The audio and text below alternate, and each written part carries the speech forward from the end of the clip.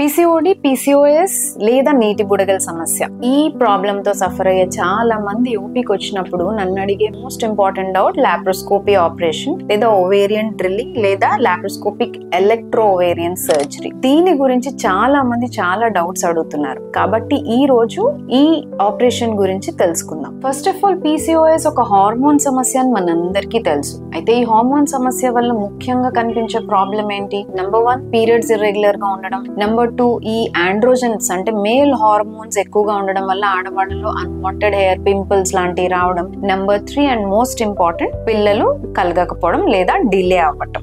అయితే అన్నిటికీ మూల కారణం హార్మోన్ ఇంబ్యాలెన్స్. ఈ హార్మోన్ ఇంబ్యాలెన్స్ ఉన్న వాళ్ళందరికీ ఈ సిమ్టమ్స్ ఉండాలన్న రూలే లేదు. చాలా మందికి పీరియడ్స్ రెగ్యులర్ గా వస్తాయి, రెగ్యులర్ గా రాకపోయినా పిల్లలు కలవచ్చు. డిఫరెంట్ ఏజ్ గ్రూప్స్ లో ఇది ఉంటుంది అండ్ డిఫరెంట్ మేనిఫెస్టేషన్స్ తో ఉంటుంది. ముఖ్యంగా చెప్పాలి అంటే కొంతమందిలో లావుగా ఉన్నప్పుడు మాత్రం ఈ సమస్య యొక్క సీరియస్నెస్ అంటే ఈ సమస్య ఎక్కువగా మనకి దాని ప్రాబ్లమ్స్ అనేవి కనిపించేలాగా చేస్తుంది. సో ఈ ప్రాబ్లమ్ కి సొల్యూషన్స్ గురించి మనం మాట్లాడుకునేటప్పుడు ఫస్ట్ అండ్ ఫార్మోస్ట్ మేము సజెస్ట్ చేసేది లైఫ్ స్టైల్ చేంజెస్. అంటే వెయిట్ లాస్ తో మొదలుపెట్టి diet control and then stress relief ఇవ్వడం, ఇవన్నీ కూడా ముఖ్యమైన మెజర్స్. బికాస్ ఇవన్నీ కూడా పీసీఓడి సివియరిటీని అగ్రివేట్ చేస్తాయి. Next step is moving forward. మనకి ఉన్న ప్రాబ్లం బట్టి ఉదాహరణకి ఆండ్రోజన్స్ ఎక్కువయ్యి హెయిర్ గ్రోత్, పింపుల్స్ లాంటివి ఉన్నప్పుడు ఆ హార్మోన్ ఇంబ్యాలెన్స్ ని కంట్రోల్ చేసే మెడిసిన్స్ ఇవ్వడం. పిల్లలు లేరు అన్న వాళ్ళకి ఎగ్ రిలీజే ప్రాబ్లం కాబట్టి హార్మోన్స్ ఇంబ్యాలెన్స్ వల్ల ఎగ్ రిలీజ్ కోసం మెడిసిన్స్ పెట్టడం,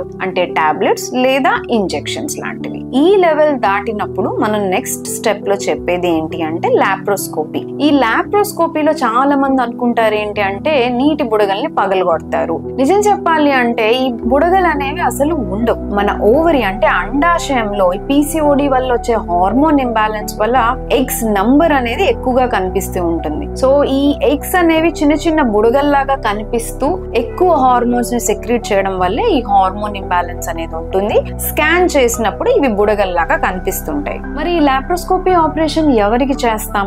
ఎవరైతే మెడిసిన్స్ ఇచ్చినా కూడా వాళ్ళకి అండాశయంలో ఎగ్ అనేది సరిగ్గా గ్రో అవ్వదో, లేదా ఎవరైతే మనం మళ్ళీ ఫాలోఅప్స్ కి రారు, ట్రీట్మెంట్ కి రెగ్యులర్ గా ఉండరు అన్న పేషెంట్స్ కి మాత్రం, లేదా కొంతమందికి హార్మోన్ ఇంబ్యాలెన్స్ చాలా సివియర్ గా ఉంటుంది. అలాంటి వాళ్ళలో ఈ ఆపరేషన్ చేసినప్పుడు ఈ హార్మోన్ సెక్రీటింగ్ పార్ట్ అంటే అండాశయాల్లో ఎక్కడైతే ఈ హార్మోన్స్ ఎక్కువగా సెక్రీట్ అవుతుంటాయో స్ట్రోమల్ పార్ట్, అలాంటి పార్ట్ లో కొంచెం కరెంట్ ద్వారా చిన్న కోయాగులేషన్ లేదా కాటరైజేషన్ అనేది మనం చేస్తుంటాం. ఇలా చేయడం వల్ల ఆ వోల్టేజ్ వల్ల ఆ పార్ట్ లో ఉన్న హార్మోన్స్ సెక్రీషన్ అనేది కొంతవరకు కంట్రోల్ అవుతుంది. సో దాని వల్ల మనం ఇచ్చే టాబ్లెట్స్ కి పేషెంట్ బెటర్ గా రెస్పాండ్ అవుతారు, లేదా స్పాంటేనియస్ గా కొంతకాలం హార్మోన్ ఇంబ్యాలెన్స్ తగ్గడం వల్ల వాళ్ళు న్యాచురల్ గానే ఓవులేట్ అయ్యే అవకాశాలు ఉంటాయి. దానివల్ల కొంతమందికి స్వతహాగానే ప్రెగ్నెన్సీ అనేది అందుకునే అవకాశం కూడా ఉంటుంది. అయితే ఈ laparoscopy surgery is not the permanent cure. ఈ లాప్రోస్కోపీ సర్జరీ చేసిన తర్వాత